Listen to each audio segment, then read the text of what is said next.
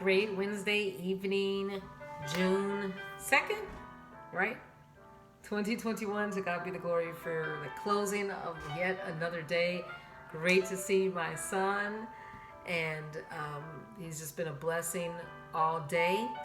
And we are in the 7th chapter of 1Chron, and we know that it's talking about a lot about our sons. And that's what my son just said, like, wow, it's just like, naming so many men's names, boys' names. And I said, sometimes you got to read between the lines. There were implications about these sons and men. It kept on saying that they were mighty men of valor, and that they were men who were fit for war. It says in verse 11, the last part, they were fit to go out for war and battle. I always say that we are in spiritual warfare, that we know that the enemy is trying to steal the hearts and minds and the very lives of our children, our young people, our young adults. And to be able to see another day, to be able to be in your right mind, your right spirit, is a blessing that you cannot take for granted with everything that they're confronted with. So to be fit for war and battle, and we already talked about Psalms 144, the first verse, blessed be the Lord who teaches our hands to war and our fingers to fight. And the way to do that is through prayer. All of our spiritual armor we have to have on at all time. And we have to teach our young people how to be girt up so that they will be able to dodge the arrows that flyeth by day.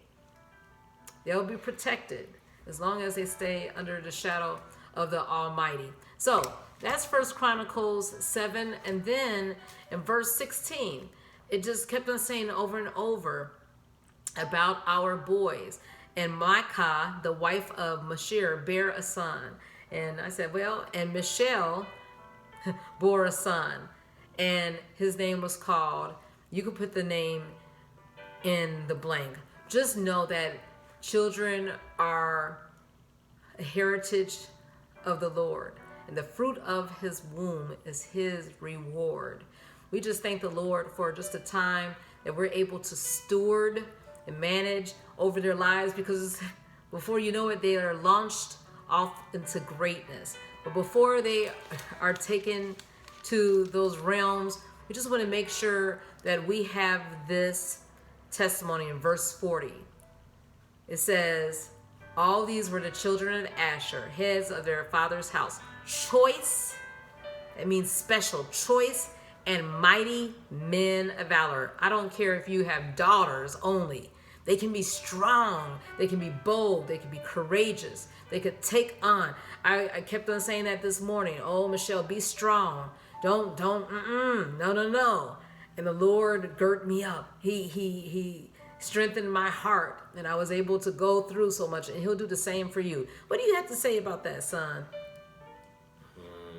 About what? About being strong, being a man.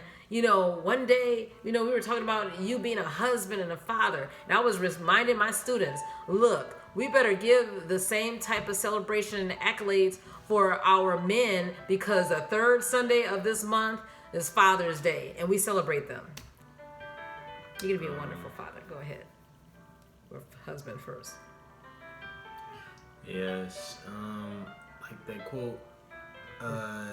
What was the quote that we watched a video about on Daniel Hill, and then it was like something that Frederick Douglass said to him, like as a word of advice. Oh, there were so many words. He said, he was saying, like, to make sure that you overcome the obstacles.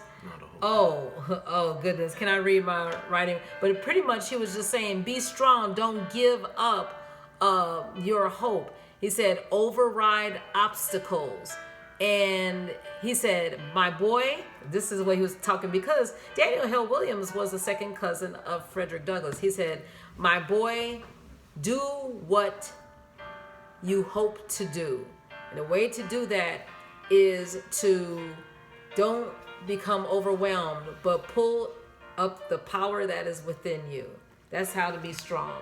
That's how to be a mighty, valiant man, woman of God. Is that the post you're talking about? Yeah, so you have new determination to do the will of the Lord. With this in mind, we would have gone to the 2nd chapter of Proverbs, but guess what? I went to the 3rd because I thought it was the 3rd of June, but it's only the 2nd of June. So what I have to say is Proverbs 3:1, talking about our sons, our daughters. It says, my son, forget not my law, but let thine heart, guard your heart, keep my commandments. For length of days, we want to live long. We want to have a great quality of life and quantity. Look, length of days and long life and peace. The peace that passeth all understanding. Everybody's, a lot of us are, nervous and not having the serenity of the Lord. Look, peace shall be added to thee. Let not mercy and truth forsake thee. Bind them about thy neck. Write them in the table of your heart. That means just don't forget them. Don't just take this and be like, this is just a waste of time. This is power. So shalt thou find favor and good understanding in the sight of God and in the sight of man. You want a good career, you want a beautiful future, then remember the commandments of the Lord. Remember his teachings, remember his wisdom, and hide it in your heart. And all the places you're going to go. What do you got to say about that, son? You're going to be a wonderful husband, father, worker, career, whatever. The best. The best. Let the Lord take you. Remember to put him first. Keep him first. And just watch him. Watch him. All right. Have a great evening. Know that he has plans for all of us, plans to prosper us and to give us an expected end. Not to harm us, but to have a wonderful future. Good night.